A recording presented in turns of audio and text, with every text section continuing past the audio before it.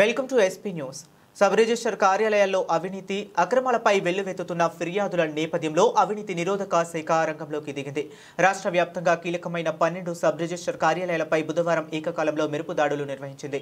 విజయనగరం నుంచి చిత్తూరు వరకు పలు జిల్లాల్లో చేపట్టిన ఈ ఆకస్మిక సోదాల్లో లెక్కల్లో చూపని భారీ నగదుతో పాటు రిజిస్ట్రేషన్ల ప్రక్రియలో అనేక అక్రమాలు, రికార్డుల్లో తేడాలను అధికారులు గుర్తించారు. విశాఖపట్నంలోని పెదగంచాడ, మధురవాడ, జగదాంబ సెంటర్తో పాటు విజయనగరం జిల్లా భోగాపురం, ఎన్టీఆర్ జిల్లా ఇబ్రహీంపట్నం, పల్నాడు జిల్లా నరసరావుపేట, ప్రకాశం జిల్లా ఒంగోలు, నెల్లూరు, తిరుపతి, సత్యసాయి, అన్నమయ్య, నంద్యాల జిల్లాలోని ప్రధాన కార్యాలయాల్లో ఈ తనిఖీలు జరిగాయి.